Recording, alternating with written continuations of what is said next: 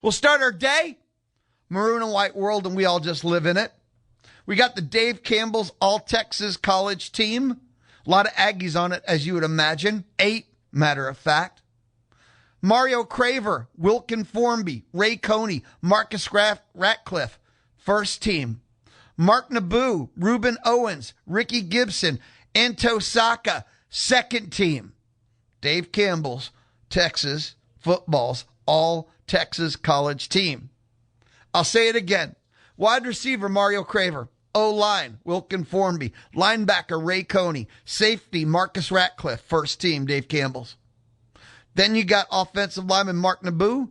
Running back, Reuben Owens the second. Cornerback, Ricky Gibson the third. D-end, Antonio Saka.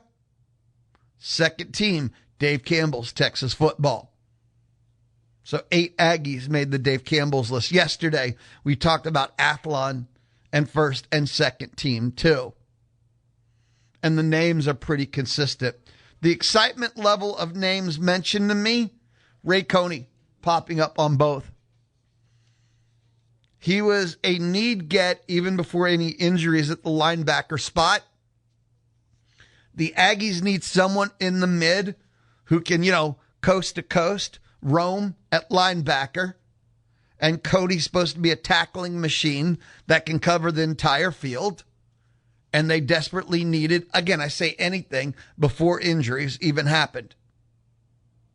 They're going to need people to step up at the linebacking core. You know what's interesting to me? If you want to look at the Aggie football season, approach it from this standpoint. What could derail them from making the college football playoff? The over-under's 8.5. That's Vegas. 8.5. And I'm seeing almost all the season projections at 8-4, even though every way too early top 25 has them about 8.5/9 in the preseason. You realize these things don't add up in the picture being painted for Aggie football 2026.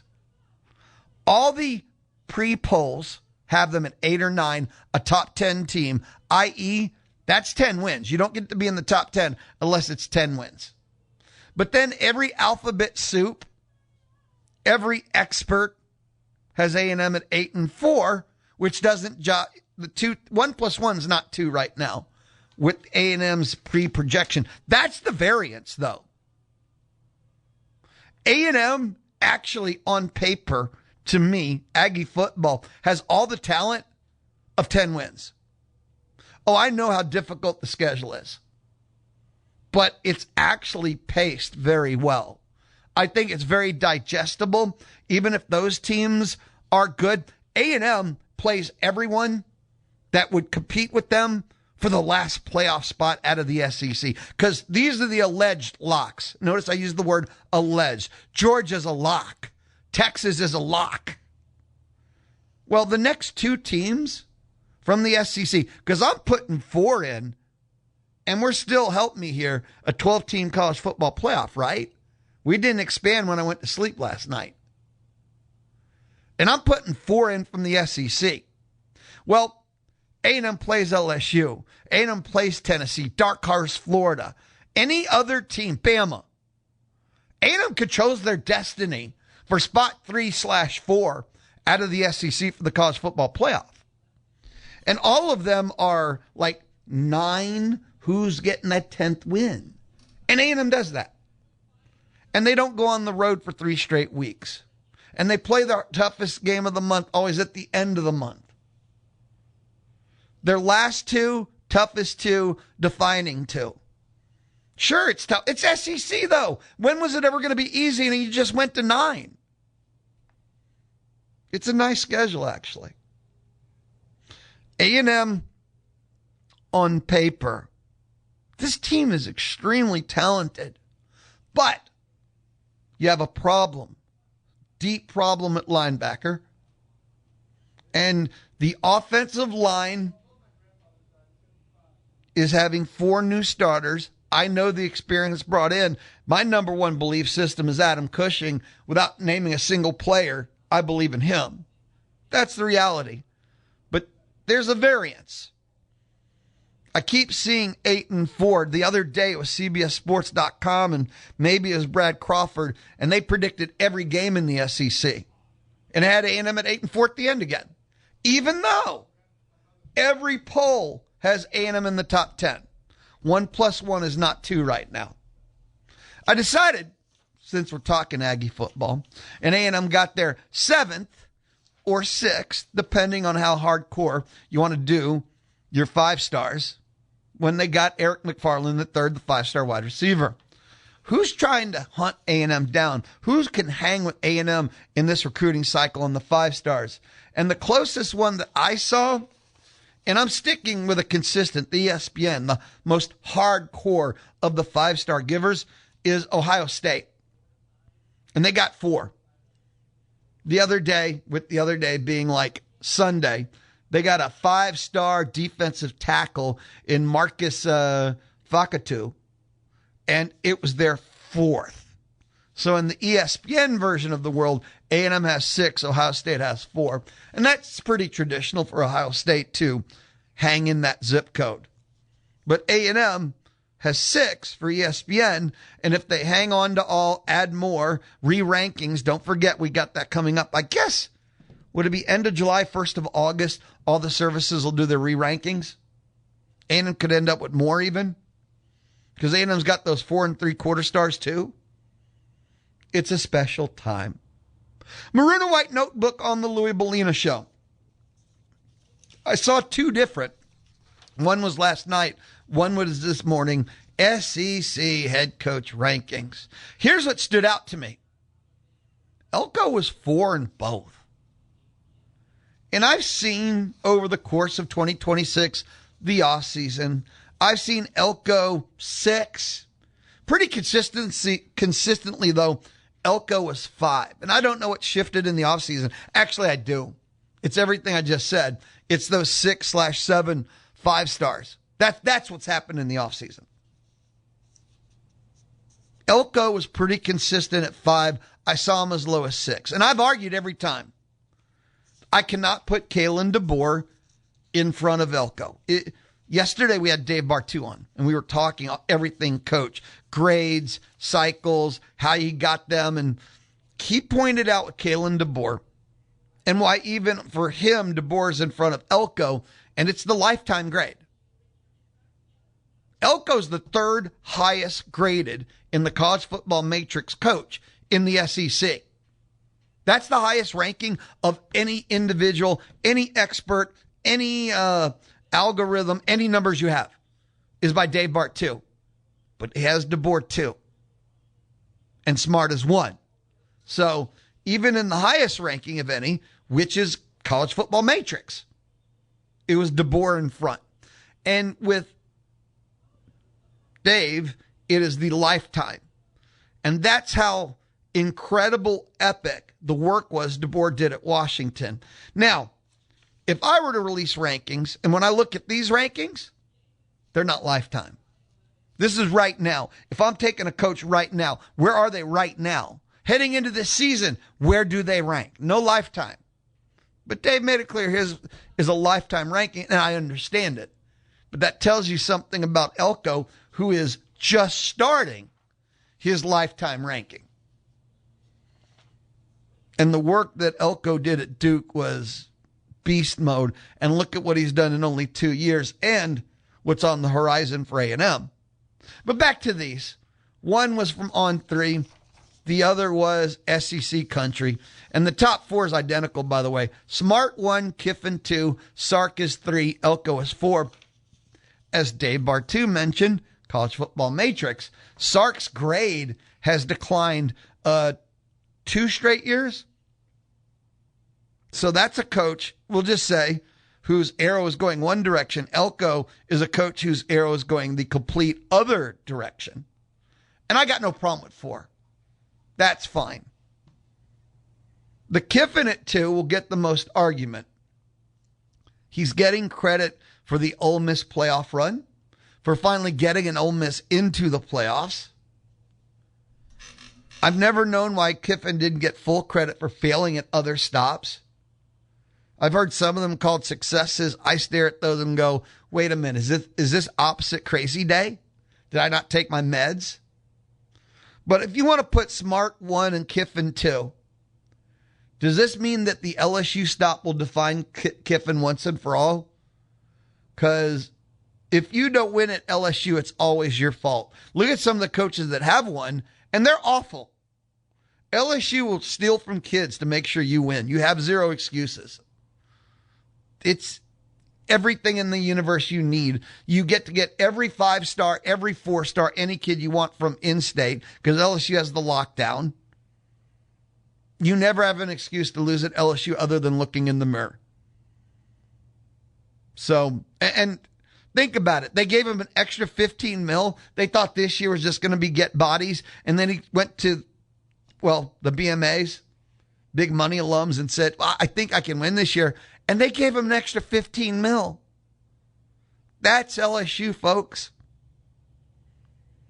And then the Sark Elko 3-4, which part of this you understand is you actually have to beat the other coach if you want to be ranked in front of the other coach. And Elko's 0-2 head-to-head with Sark right now. Even though I mentioned that this LSU stop for Kiffin is going to be the final definition.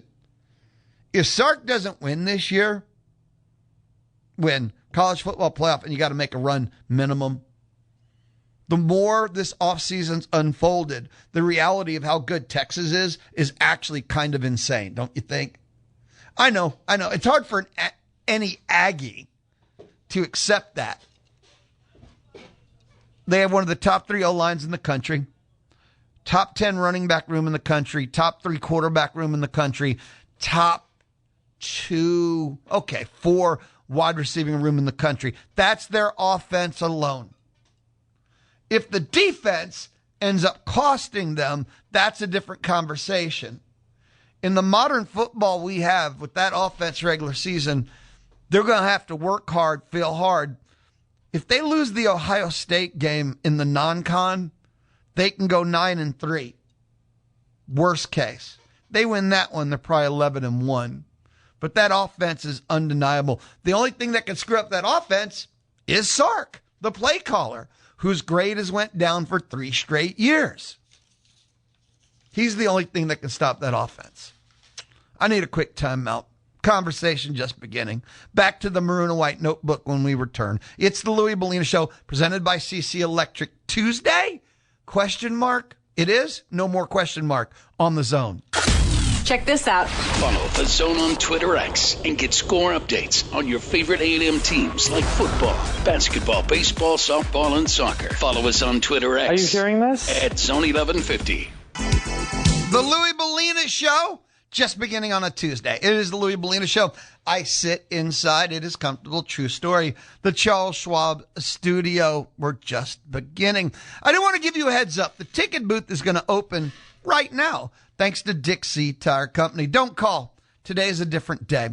The ticket booth's going to open all week long. I'm going to be giving away spots to our Listener Appreciation Night 2026. What is that? Oh, good question. Thank you so much for asking. Listener Appreciation Night is where you come hang out with us. Huh? We, Brian Broadcasting, throw a party with the Brazos Valley Bombers. It's Saturday, July 11th. It's at the Bombers Park in Navasota. We've got a party tent. It's all you can eat, dogs, burgers, I think like a potato salad, potato chips, all you can eat, all you can drink. We got water, we got lemonade. We have some adult beverages too. Always drink responsibly, please. Must be 18 or older. And, well, we hang out and watch the Bombers play. We give away these incredible door prizes.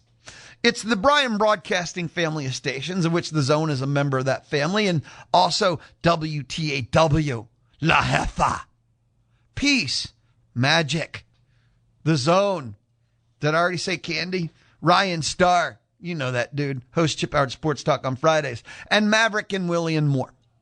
The only way you can be a part of Listener Appreciation Night 2026 is by winning your tickets, winning your seats here on the Louis Bellina Show. And we're going to be doing that every day, probably multiple times each day. I've decided to mix it up today. No caller number, anything. Nah. You can text to get registered. I'll blind draw after 2 o'clock. And this is something I thought would be interesting. You text me, and I need 2 things from you to get registered. 1, what year did you start listening to The Zone? And don't try and impress me. Don't say 1922. It's not a contest of the longer you listen, the better. I'm just genuinely fascinated by these kind of things. What year did you start listening to The Zone? So text me the year. I do need your name first and last, as a driver's license would have it. You text me that, you're registered. Pretty simple. What year did you start listening to The Zone? And your name first and last. And you'll be registered. And, that's it. Participation on the Louis Bellina Show shall be rewarded. 979-693-1150. Go ahead. Send.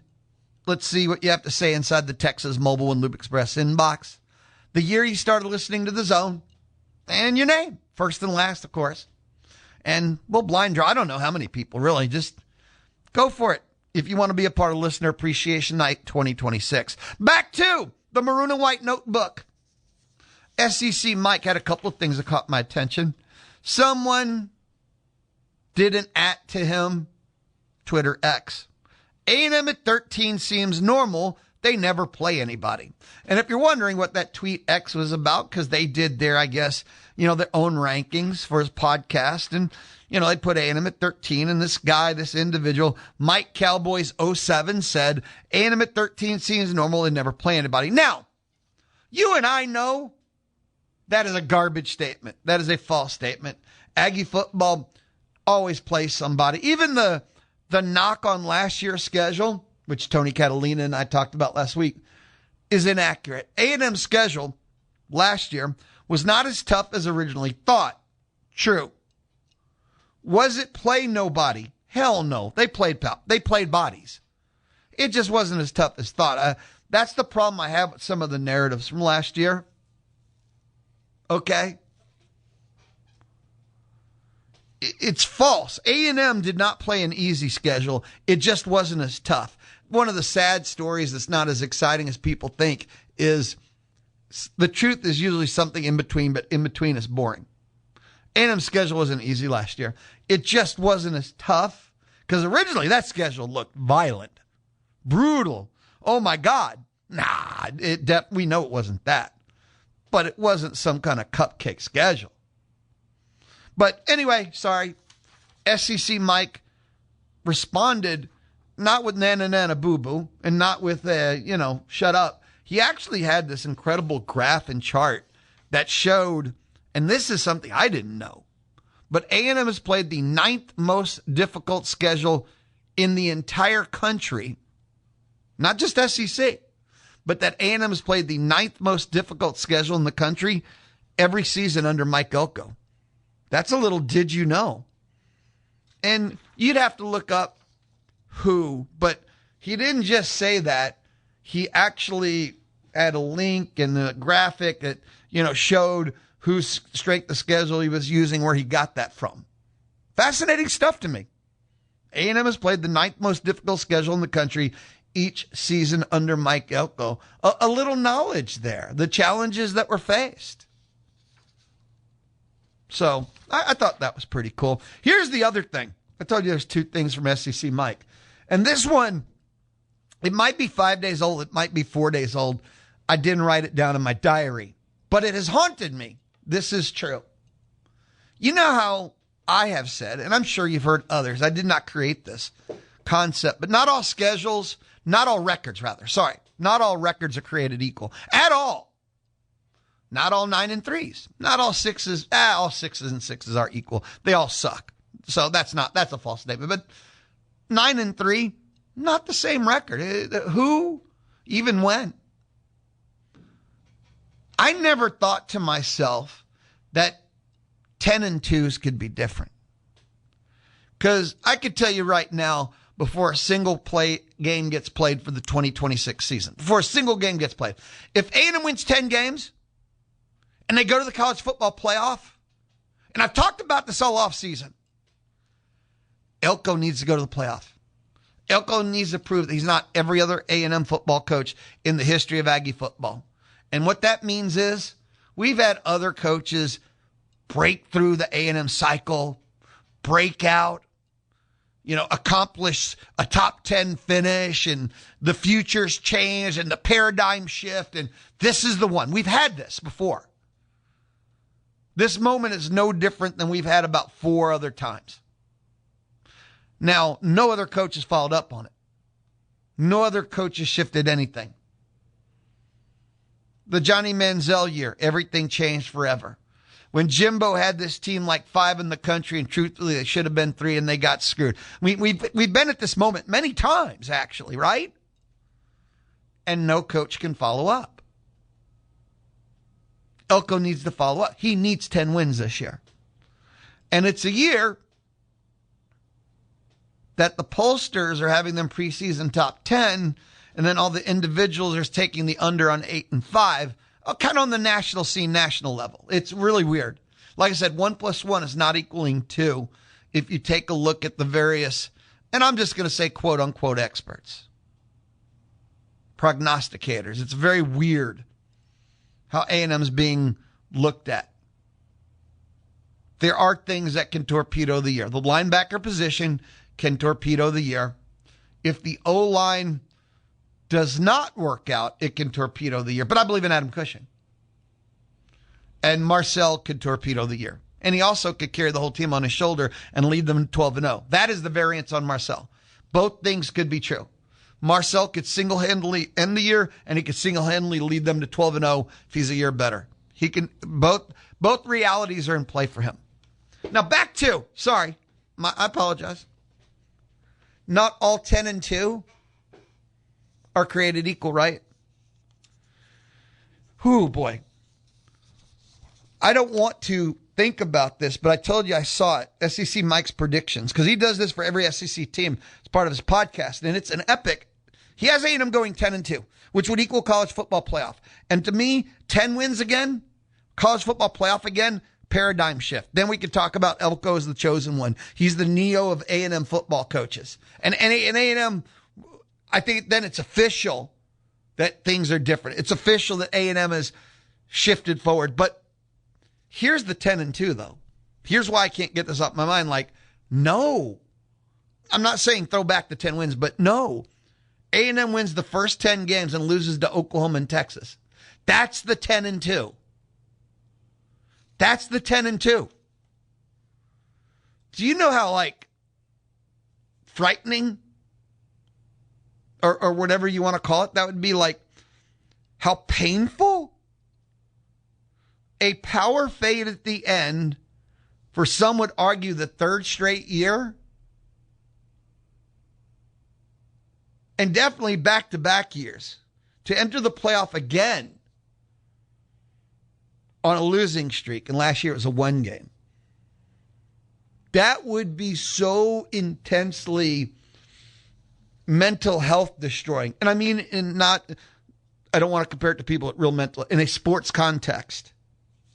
To end the year that way as you head to the college football playoff. I don't know how many people would be able to realize that you made the college football playoff on that 10-2. Holy cow. Think about that version of 10-2, where you go 10-0 to lose at OU and then lose to Texas for the 3rd straight year at home. And that's how you end up at 10-2. Wow. And again, I saw this I think it was 4 days ago, maybe 5, and it's been haunting me since. 10 wins, college football playoff. Wow. That would be rough, wouldn't it? I've never found myself so scared of 10 wins before. We'll take a timeout. We'll come back. Conversation just beginning. It's the Louis Bellina Show inside the Charles Schwab studio. It's the Louis Bellina Show presented by CC Electric on the Zone. The Louis Bellina Show. Who is it? Participation is rewarding. The Ticket Booth is brought to you by Dixie Tire Company. Listen in weekdays 11 to 2 on the Zone. The Louis Bellina Show. The laughing is... Okay, text messages are rolling in. I'm not supposed to laugh out loud, I guess, but... And people are texting in. Why? if you would like to be a part of Listener Appreciation Night 2026, you can get yourself registered by two things I need from you. What year did you start listening to The Zone? And I need your name first and last. That's it. You text me those two things. I'm blind drawing at 2 o'clock, and there's some high entertainment. Rob Meyer texted and said, I started many, many beers ago. Buffalo covered the prairie. Rob Meyer. That's just entertainment. Now, Chris in Somerville, I don't know if he meant to text me because he said it was during the 0-16 Melvin disaster. And there's not a first and last name and there's not a year. So that's one of the roughest attempts to get registered because it didn't meet either one of the criteria. There's not a first and last name and there's not a year. I get it. It was during the 0-6, which I like that as a historical reference of when, like, you were depressed, you were trying to get through it, and you're like, you know what, I'm going to try The Zone for help, but there's also no last name. Chris is the first. So, again, if you would like to get registered, first and last name, year you started listening, you got to at least hit 2 out of the 3, and that one hit 1 at best. Eric texted and said, hi, Louie. What's up, Eric? What are your thoughts on Burrell, the new head track coach? And he started listening in 2015, and that's Eric Schaefer. I don't have any thoughts on him. Track is not a sport I have thoughts on. That's not an insult to track. A&M track has been the most successful program far and away. Easily. I just don't have thoughts on track and field. Go track, go field. I wish him the best of luck. You know, they released more details, finally, on his success and what he's accomplished as a coach and his history and all. And he is highly decorated, would be my thought. He started at Houston, went to Auburn. He was at Houston from 99 to 2022. He was at Auburn 2022 till, well, this weekend. And his coaching accomplishments: 23 Conference USA Coach of the Year, 11 AAC Coaching Staff of the Year, 19 National Champions, 266 All-Americans, 376 Conference Champions, and 19 Olympic athletes. At least one athlete completed at least 7 straight summer games between 2000 and 2024. So, that, you know, he's highly decorated. His resume is incredible. That's it. I don't have track and field thoughts, but his resume is pretty epic. Kathy texted and said she's been listening since January of 2015. I retired and then was able to be at home and listen to radio. Don't want to win anything, though. Hey, well, thank you for sharing, Kathy. That's freaking cool. Thank you for listening. Thank you for sharing your story. We have more. And again, if you'd like to be a part of Listener Appreciation Night 2026, I'm going to give away tickets every day. Today, text me the year you started listening, and I need your first and last name. James started listening around 2015. Tony Montoya, but he didn't say when he started listening. Or maybe he did, and I'm just reading it wrong. 2007, it appears. Cool. Jose started listening in 1997. Listen to this. Listen to you at my first job out of high school, and ever since, you the man. That is a long time. Thank you, dude. Thank you. There we go. Just a quick sampling, quick dabbling into. Maroon and White notebook. I'm telling you, if something you wish to comment on, that 10-2 losing to Oklahoma and Texas prediction, are you cool with that? Like, I know I am in a cold analytical way. I don't care how you get to 10-2. If you're in the college football playoff, you had a great year. It's not good. It's great. But man, losing the last two, losing to Texas a third straight year, losing to freaking Oklahoma. Because I don't know. If you lose to a Mateer-led team, you should be in tears. But that'll be one of the 3 top defenses in the entire country. It'll be in their house.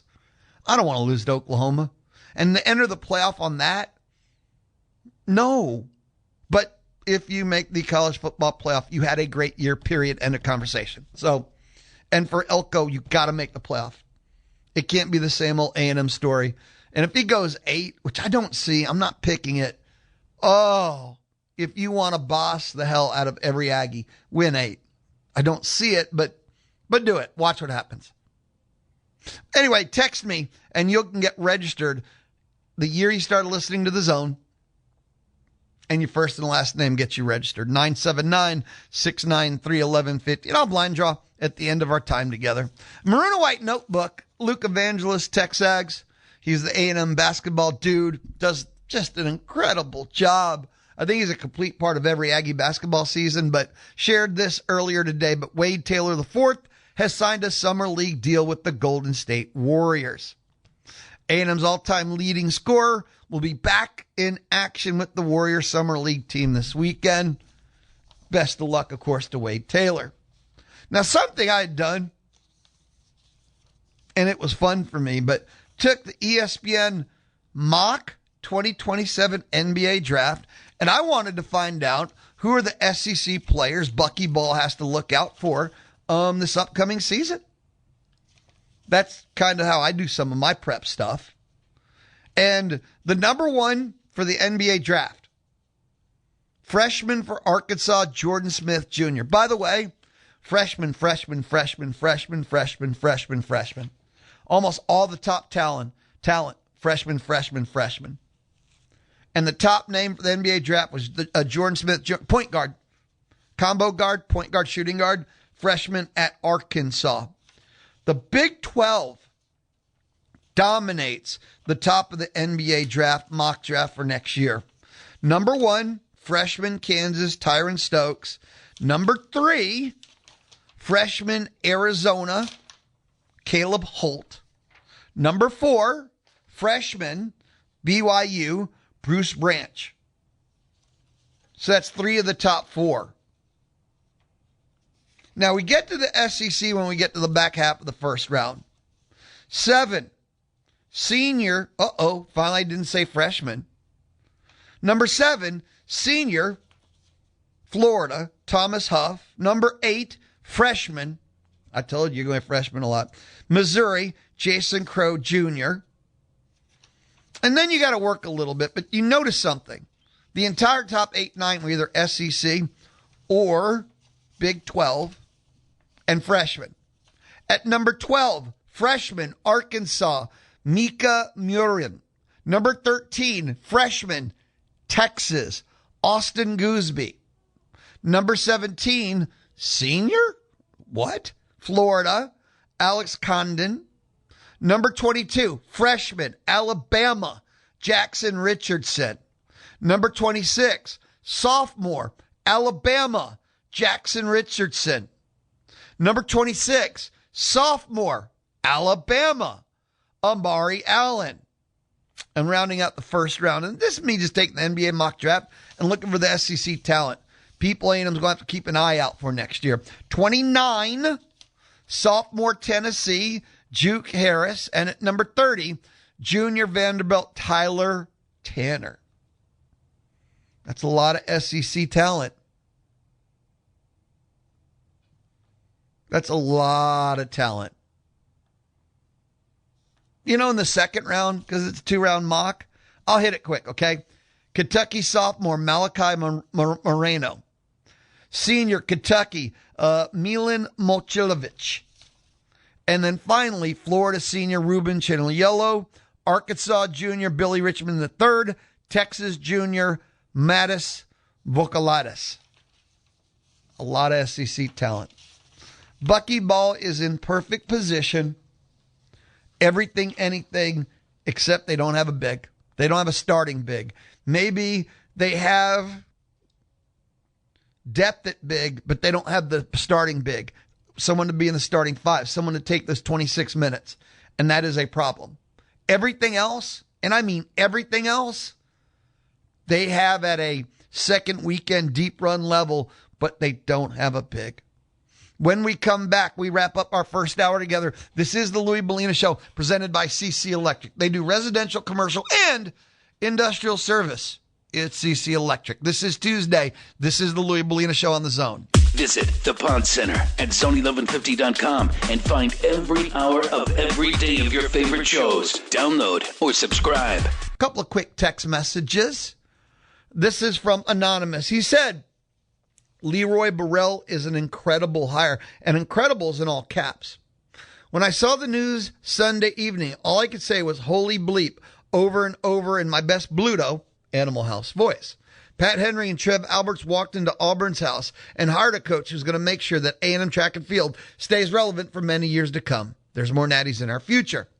And then Kevin in BCS said, Louie, that's you. True.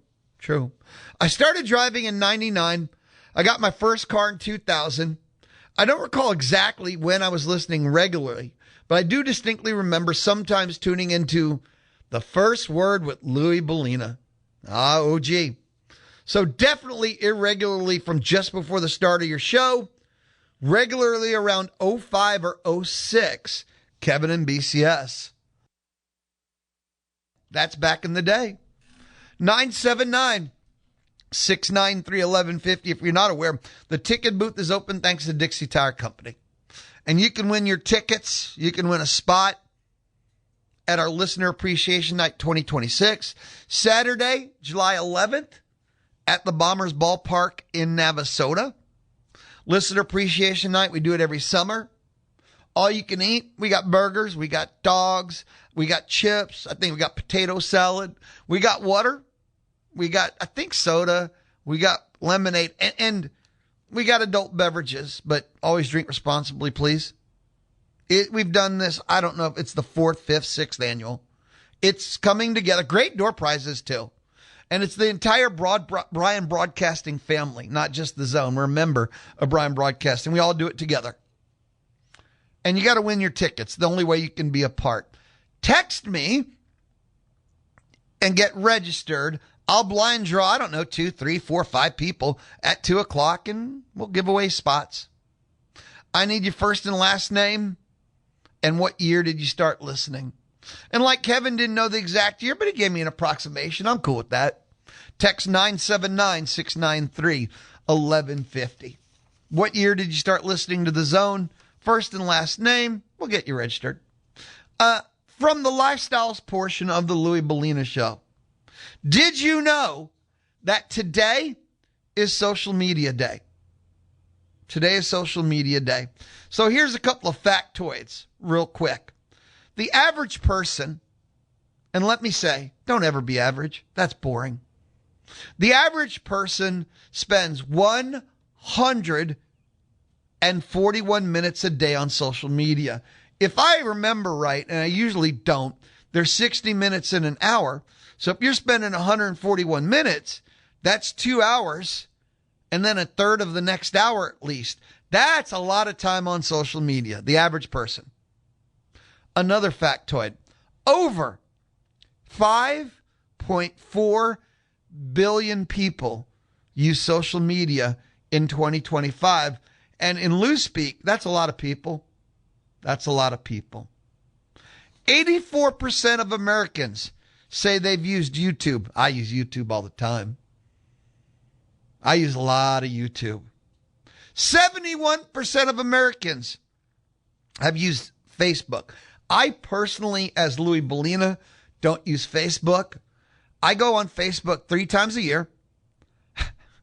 And when I do, it is so overwhelmed from people thinking I'm on there daily.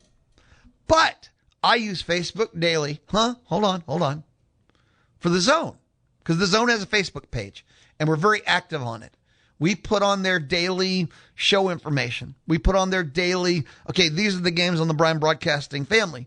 And on daily, we either do the community calendar or we promote events and contests. So, and we share things from our partners too. So I am on Facebook a lot every day, but never my Facebook is the funny part. So I'm one of those Americans. And finally, 50% of Americans have used Instagram. How many of you have the EGOT of social media? All 3. Because I'm not Instagram. I was on it before, but I guess past tense. I guess I've used all 3, but I use YouTube every single day. I use Facebook every single day. I use Instagram once for like 3 days. That would be my whole social media. I use other forms too, but don't get me wrong. But today is officially social media day. Congrats, social media. You made it. Happy birthday.